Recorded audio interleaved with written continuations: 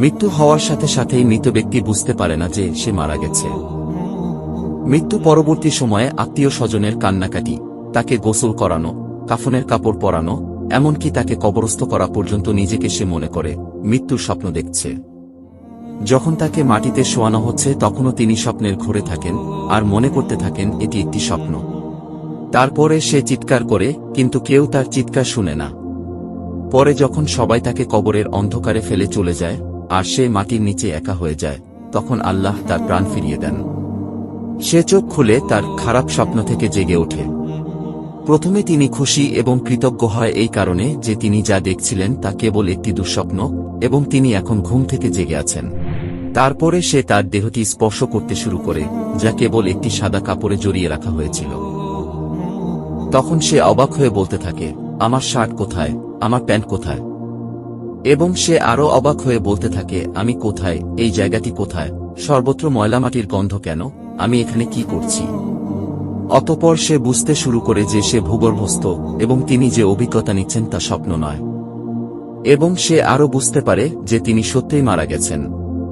তারপরেও তিনি যতটা সম্ভব উচ্চস্বরে চিৎকার করতে থাকেন এবং তার স্বজনদের ডাকতে থাকেন যারা তার উপকারে আসতে পারে, কিন্তু তাকে কেউ উত্তর দেয় না। অতঃপর সে মনে করে যে এই মুহূর্তে কেবলমাত্র আশা মহান আল্লাহর কাছে। আল্লাহর কাছে ক্ষমা প্রার্থনা করার সময় সে কেঁদে ও মিনতি করে বলতে থাকেন, হে আল্লাহ, আমাকে ক্ষমা করুন, আমাকে ক্ষমা করুন। তিনি একটি অবিশ্বাস্য ভয় নিয়ে চিৎকার করেন যা তার জীবদ্দশায় তিনি এর আগে কখনো অনুভব করেনি। যদি তিনি একজন ভালো ব্যক্তি হন, তাহলে হাসি মুখে দুজন ফেরেশতা তাকে সান্ত্বনা দেওয়ার জন্য তাকে সর্বোত্তম সেবা করবেন। আর যদি সে খারাপ লোক হয় তবে দুজন ফেরেশতা তার ভয় আরও বাড়িয়ে দেবে এবং তাদের কুরুচিপূর্ণ কাজ অনুসারে তাকে নির্যাতন করবে। আমরা জীবনে বহুবার বোবায় ধরা স্বপ্ন দেখে থাকি।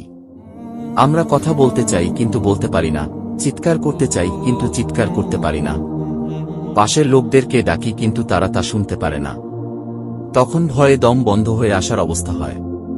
এমন সময় কেউ হয়তো এসে ধাক্কা দিয়ে জাগিয়ে দেয়। মৃত্যুর পরের অবস্থা অনেকটা এরকমই।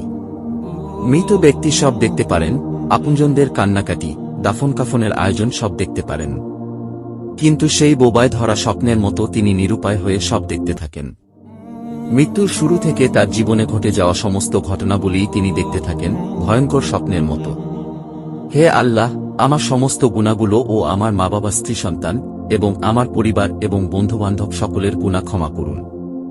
হে আল্লাহ, যতক্ষণ না আমি খাঁটি ঈমানদার বান্দা এবং আপনার সাথে দেখা করার জন্য প্রস্তুত না হই, ততক্ষণ পর্যন্ত